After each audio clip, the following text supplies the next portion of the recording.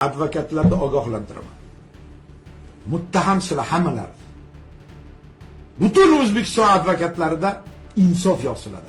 Sizlar uyatsiz, vijdonsiz, yuz bilan hozir mana biz ko'rgan videoda misol uchun aytilyapti, hamma advokatlar muttaham deb gapirilgan, to'g'rimi shu yerda? Muttaham deb gapirilgan gapiga misol uchun men kuzatdim internetda, bironta advokatni ko'rmadim chiqib turib o'zini sha'nini yoki bir o'zini kasbini himoya qilgan advokatni. Misol uchun mana men chiqyapman-ku hozir, men gapiryapman, men bu odamning fikriga qo'shilmayman. To'g'ri, bu inson o'zini fikrini aytayotgandir, qaysidir bir advokatning qilgan ishi bo'yicha.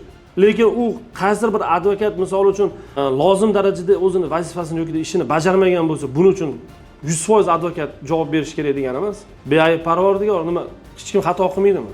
Balkim u advokat misol uchun bu duch kelgan advokat shu inson hozirgi videoda ko'rsatib o'tilgan inson misol uchun advokatdan norozi bo'lgan bo'lsa, u aynan o'sha advokatdan norozi bo'lgan. Qolgan advokatlarning ish faoliyatini, deylik o'sha faoliyati davomida yutuqlarini ko'rmagan-ku, bilmaydi-ku. O'shaning uchun men bu insonni hozirgi qo'ygan gapiga umuman qo'shilmayman va bu insonni bu gapini men qoralayman. Sababi men o'zimni kasbimni yaxshi ko'rgan inson sifatida, o'zimni shu advokatura yo'nalishini yaxshi ko'rgan inson sifatida bu insonning gaplarini men faqat bilmayman, bir advokatning gapi uchunmi yoki qanaqadir bir ish uchun yoqmagani uchun qolgan advokatlarni yomonlagan, bu uning shaxsiy fikri deb men faqat baholashim mumkin.